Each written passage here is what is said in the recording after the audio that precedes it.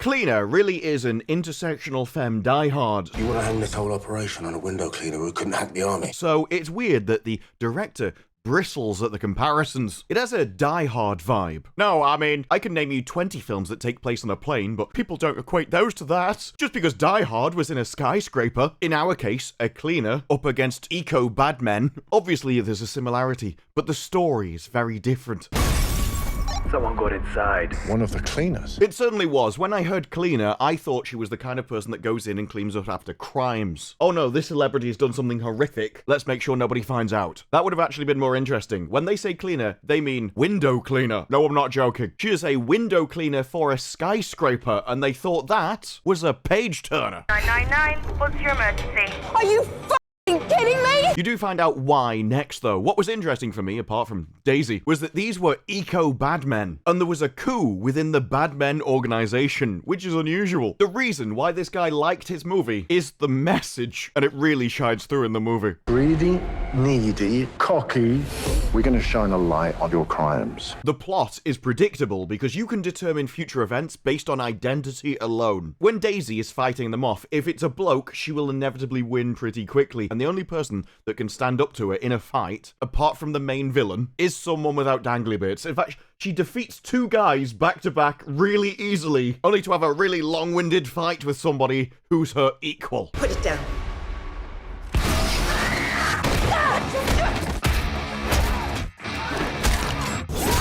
This happens throughout the movie. In fact, I remember once, I was surprised that they did something to a character. There is, as you'd expect in modern times, a female hacker character, because they exist a lot. Hot female hackers are so common in real life, I'm getting bored of the trope. You need to stop being so stereotypical. You look at her and think, yeah, she's into computers. I'm trying. It's moving too fast. I'm sure she's into 4X strategy games. Also, while we're at it, can we stop typing on LCD buttonless keyboards? Hollywood thinks they're futuristic hacker material. Anyone that types despises the things. There's a moment where she runs off and a man chases her, and I just thought she's going to turn around and kick the crap out of him. That doesn't happen. But I remember thinking, oh, I'm surprised that they allowed him to beat her. He's about to shoot her in the face, and I'm stunned they allow someone with dangly bits to defeat someone without. And then he gets shot before he can do it. The one moment I was surprised by the narrative, it turns out they rope-a-doped me. Would you mind not shooting at the thermonuclear weapons? You thought we won't be predictable based on tick boxes? Got ya!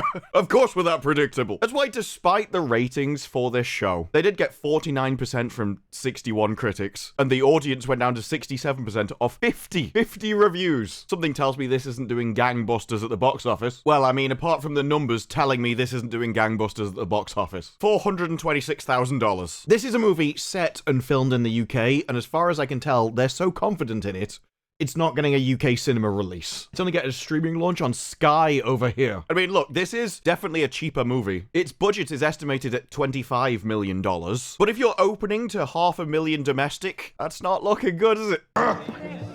Females, am I right? I will end you. But the funny thing is, despite this having 49% critic rating, due to the naming convention, I also found the 2007 Samuel L. Jackson cleaner movie, which got 17%. And quite frankly, I had more fun watching him clean up blood off a white sofa than I did in the intersectional femme wet dream of a lunatic, an evil lunatic. So you will be worthless.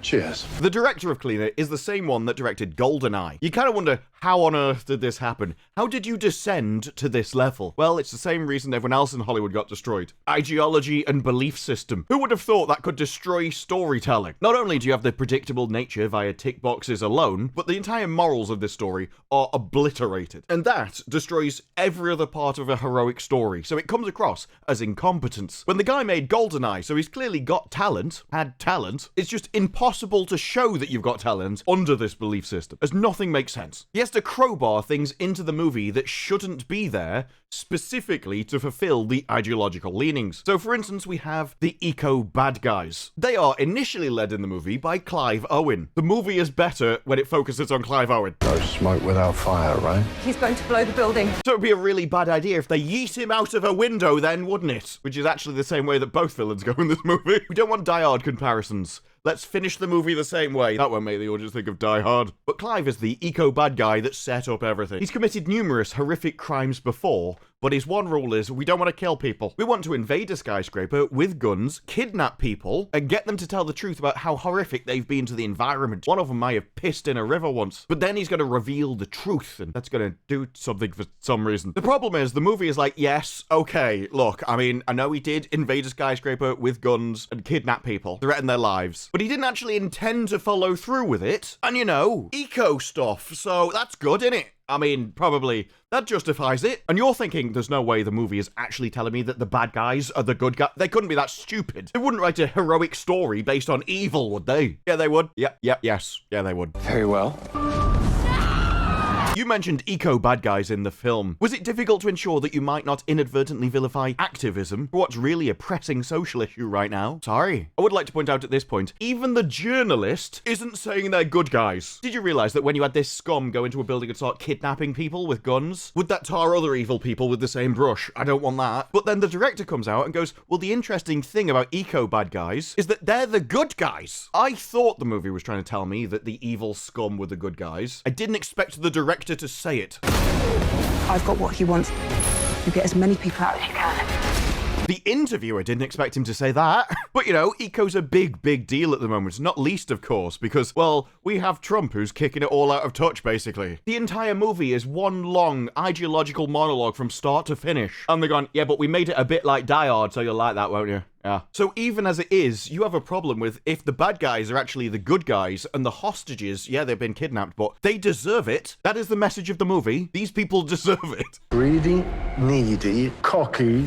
We're going to shine a light on your crimes. Why should you care? Why would you care if Daisy Ridley wins her fight in the skyscraper? Daisy Ridley is fighting to stop the good guys from telling the truth about the bad guys, essentially. Well, that's where they try and mask their obvious evil with another layer of complexity in inverted commas, because in this case you have two factions. One's the guy who doesn't believe in violence. Threats, yes, obviously, threatening people is fine, according to this guy. Threats make you the good guy. But he absolutely believes that no lives should be lost. But then you have somebody else that wants to go to the absolute extreme. Notice how his absolute extreme is simply one thing. It's like, yeah, he agrees with him on everything else, yeah, but one step further it goes from this is perfectly normal to the absolute extreme. There is no middle ground here. Because that absolute extreme is he actually doesn't care about violence. There's a part in the movie where Daisy Ridley sees his speech to the people and he starts talking about, oh, the world is bad, we're destroying it, everyone's going to die. And her brother looks at her and goes, why would we stop this? This is the truth. Be watching the Earth die. I don't understand. It's the truth. She looks at him and goes, yes, yes it is. To heal the human virus. I know it is,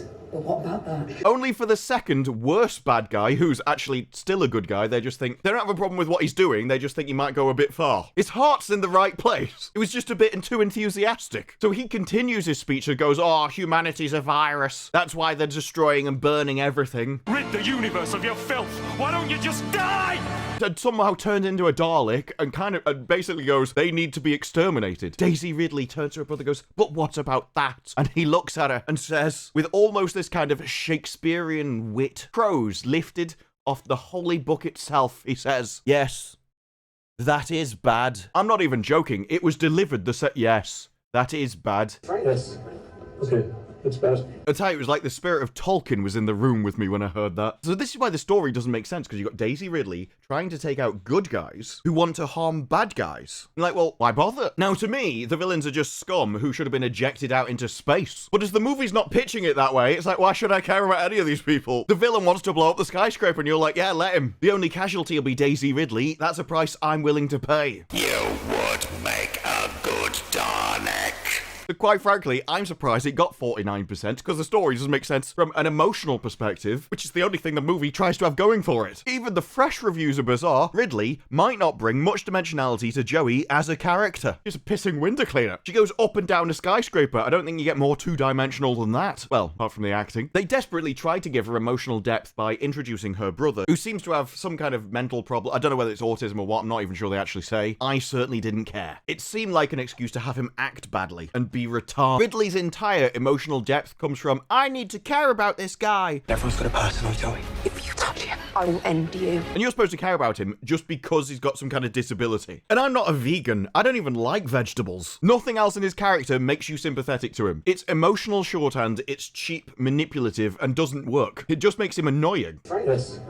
Okay, it's bad. Even he hacked into a place, broke the law, got ejected, and they're just like, yeah, but you were stealing from people and you just found it. It's like, yeah, but you broke the law. You shouldn't have hacked into them. You can't be like, oh, these people were horrific and evil, but they had good intentions. That's the moral message of the entire movie. The guy was annoying, and I wanted him to be ejected out of a window as well. So the only three-dimensional part of the movie doesn't work, although I have a feeling that he really likes Daisy Ridley when he goes, but she does bring a ton of physicality. She looks like she's having the time of her life getting down and dirty with the film's myriad of beatdowns. Whoa, I had to type that one-handed. We're lucky that autocorrect could figure out the typing from his shaky keyboard. The absolute best parts of the film were every time Daisy Ridley gets to kick some major ass, which is maybe the last 15 minutes of the movie. 20 at most. The vast majority of this movie is either her getting to the skyscraper or being on the outside of the skyscraper. Talking to the police chief, no dangly bits, obviously.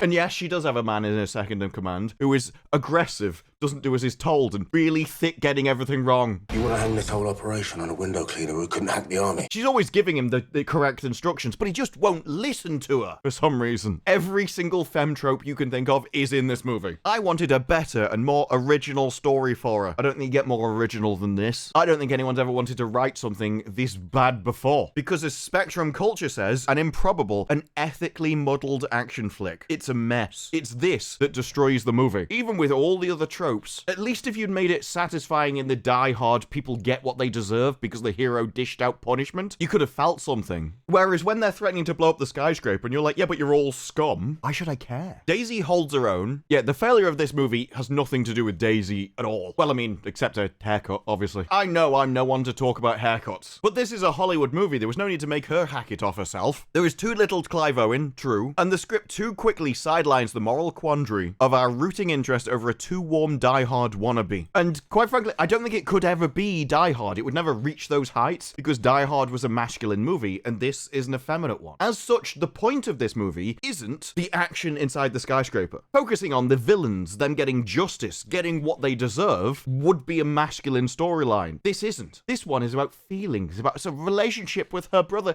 how much she cares for him. I was never there for you. This time I'm not gonna let you down.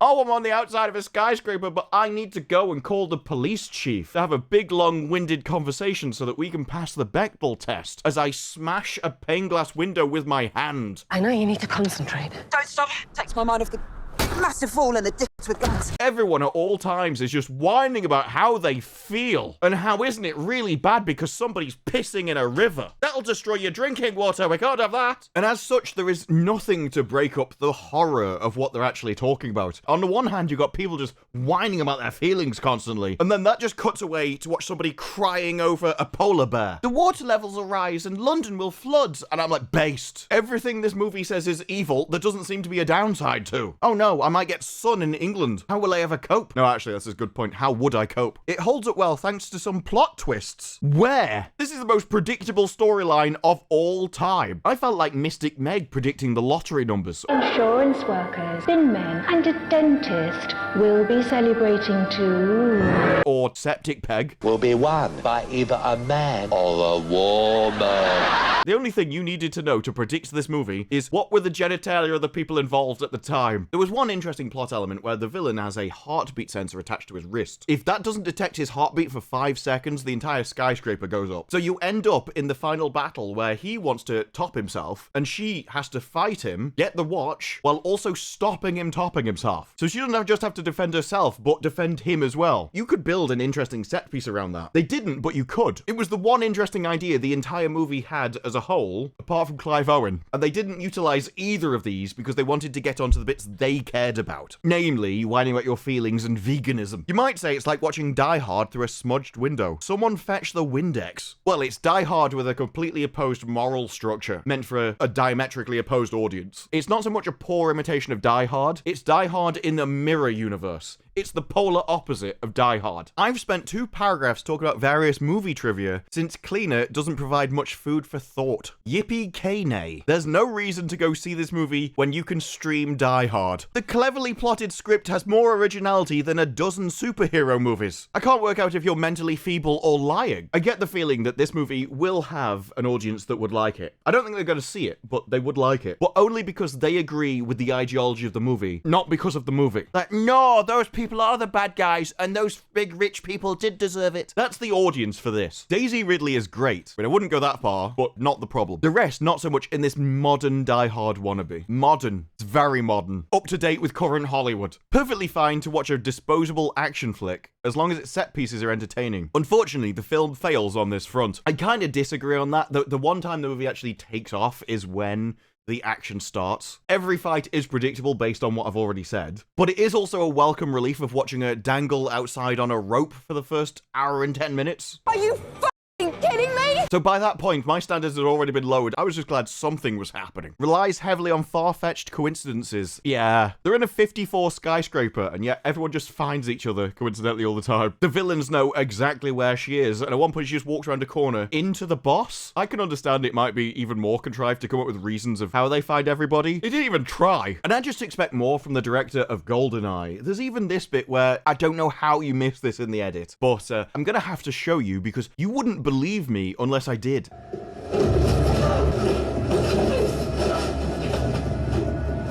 The entire point of that fight is that she's suffocating him with a bag, and then they just cut, and it's not there anymore. This isn't a small detail in a movie that doesn't really have much detail to it, and I wasn't enthralled enough in the emotional storyline to give it the benefit of the doubt. 90-minute action thriller with a 1-hour lead-in. This is accurate. The first hour, maybe the first hour 10 minutes, nothing happens. Largely just killing time in one way or another. The filmmakers might as well have just delivered a Die Hard retread. This is also true. If they just repeated Die Hard with Daisy Ridley, it would have been a better movie. The criticism would have been, well, it was just Die Hard again. But that would have been a better situation than what we're currently doing. And this seems like he agrees with what they were trying to say. Without jumping through hoops they so readily erase whenever finding themselves flirting with taking an actual stand. The film takes a stand, just doesn't make any sense. The eco-bad guys are actually the good guys. The hostages are the bad guys, and they're getting what they deserve. For some reason, we're supposed to care if the skyscraper gets blown up with all these people in it. The eco-bad guys want to go up in the skyscraper, and the hostages deserve to. So why is Daisy stopping them? Greedy, needy, cocky. We're going to shine a light on your crimes. He's going to blow the building. There's even a couple of times in the movie where somebody finds out, even one of the villains, that, oh yeah, everybody's going to die in this skyscraper. The aim is to blow it up. Whether we get what we want or not, they're all going to blow up in that skyscraper. So obviously, that gives them a doubt. I didn't come along here to do this. I wanted to escape. So they turn around to leave, and there's another guard behind them, showing them their gun. Therefore, better carry on doing what you're doing. Or what? You'll shoot me? You're going to blow me up later anyway. Throughout the movie, a character who knows they're going to die later gets threatened with being killed now, and they're just like, okay, fair enough, that makes sense. Even all the hostages, they're not restrained, they're not tied back, there's just one guy with a gun watching over them, and then the hostages find out they're going to be killed, and like, whoa, wouldn't want to fight back here, they might kill me. Great to have you on board. Then he attempts to gain access, the whole building explodes.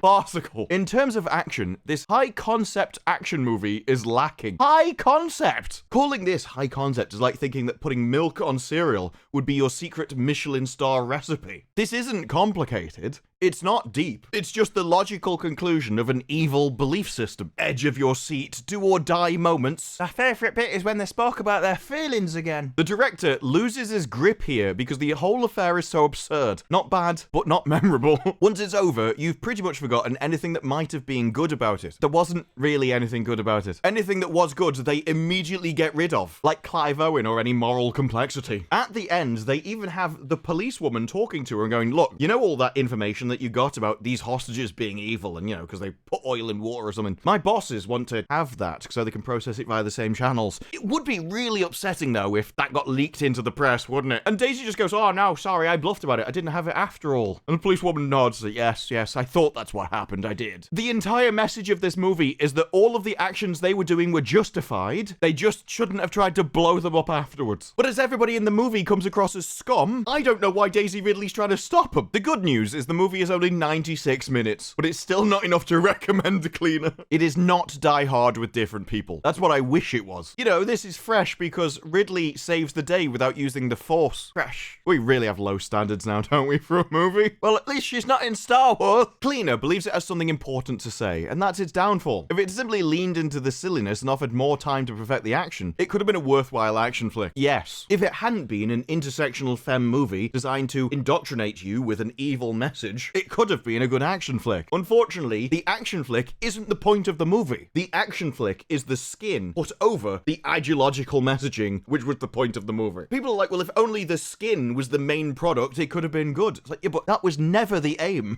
The director thought the interesting bit was the eco bad guys being the good guys. The message is the point of the movie, as well as the relationship between her and her brother, which would just piss me off whenever it was on screen. Piss me off. You have to stop putting just thick, annoying characters on TV. Okay, Joey, get a grip.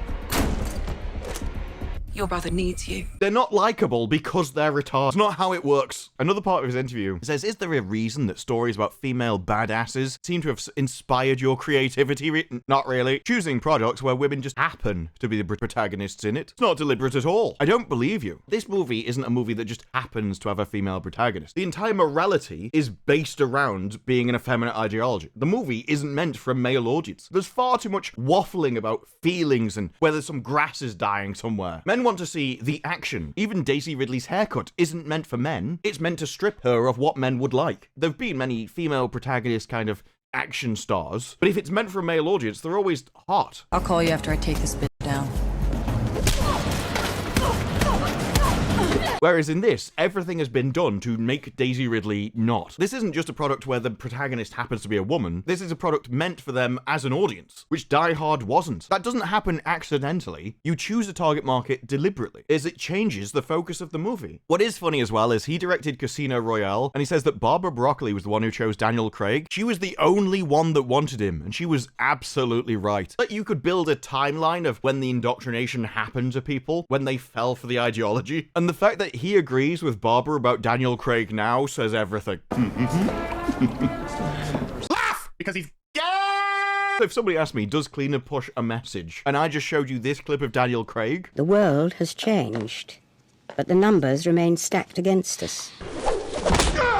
Check your two balls very carefully. You would understand what this movie's like. It's about money and power. And he was asked, are there films you've made that you feel deserve more appreciation than they've received? And he says, not really. The bad ones I've made, I agree, are bad. I don't have any objection to that. Well, we can add another one to that list now, can't we? Do you agree? The action moments are a decent contrast to the over-the-top nature of the villains. Yes. This is why, in the final fight, the only interesting part of the main villain is when she has to stop him from topping himself. At all of the points in the movie, he is ridiculous. Way over the top, way overacting, way going for, I'm a psycho, and you need to know about it, which just results in you wishing Clive Owen was back, as his villain was actually interesting. They could have played more with him of, well, I need to save the world, which means I have to do horrible things, but I don't want to do them, I just think it's necessary, as that's worse. Rather than the guy who hates everything, all of humanity. He doesn't want a human to be on the planet. There is no moral complexity of that. There is no ifs, ahs, or buts. He's just a nihilist. A nihilism doesn't have any emotional tone to it. Doesn't make anyone feel anything. It's just go, oh god, not again. Oh, he's got 5 IQ. Somebody just put him out of his misery. And so when a nihilist is like, I'm gonna blow everything up, it's go on then. Go on. We won't miss you. Yes, you hate humanity. You think humanity is scum. Well, maybe it's just because you are. Personally. Like, I agree with you about you and your friends. Just detonate the bombs and we can all get it over with. You can be put out of your misery and I don't have to suffer through watching it. This results in Daisy Ridley, who's trying to stop the bombs, coming across as a villain herself. He wants to be put out of his misery, you want him to be put out of his misery, and she's stopping it. This makes the protagonist annoying. So in Die Hard, when he walks in to face the villain, you're like, oh, so you're going to save that hostage. You want him to save the hostage. Whereas in this, the hostages are evil. The main guy would want to be shot in the head. And when he flies out of a window, you just wish Daisy would follow him. Cleaner wastes some good actors, a fine director, and a meager budget on a script that shamelessly rips off Die Hard at every turn. The budget is interesting because while I've compared the reviews of this Cleaner to the 2007 Cleaner with Samuel L. Jackson, the 2025 Cleaner was estimated at a budget of $25 million.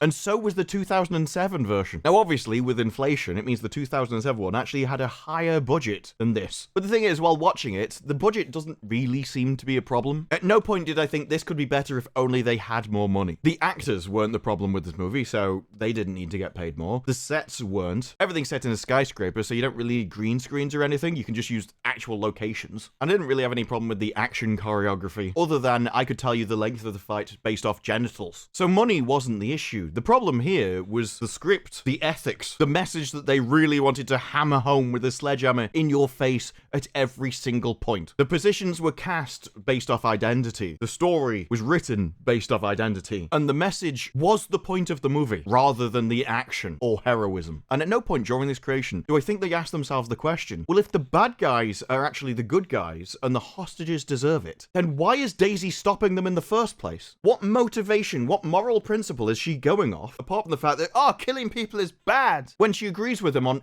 everything else? If Clive Owen had stayed in charge and not wanted to kill anybody, but done everything else that the other villain was going to do, would she have let him? Would the police have let him? Would he have been justified and correct in doing everything? Should the police have let him go at the end? These are the questions that the movie doesn't consider, and I don't think would want to answer, because I think the answer would be yes. And you can't have a satisfying movie where the director agrees with the bad guys, but also wants to stop. At least for part of the movie, you could have, well, she's doing it to save her brother. Even that goes away at the end. You reach a point where you're like, are you just trying to stop him so they don't give eco-bad men a bad name? Everybody on the outside thinks he's a lunatic because he's killing people, but they don't know why he was doing it. Thinking about it, it might just be the idea that activists need to stop the really bad activists from giving them a bad name. And if you want to write an essay on Substack about that as some kind of political strategy, that's where it belongs. It doesn't belong in entertainment. It doesn't make a satisfying, entertaining, heroic storyline. And that means that no matter what else the movie was, it's a bad movie, because you haven't fulfilled the fundamental arc of what a heroic story needs to be. Instead, you just be like, it's got Daisy Ridley, she's on dangly bits, that'll do. And it's not enough to make this movie worth watching. And it's certainly not what I would have expected from the director of Goldeneye. The one thing I learned from this is that he got carried on that movie by other people. Other, more moral people. People that actually cared about justice. You get what you deserve. Because the creator of this movie couldn't comprehend, let alone have come up with,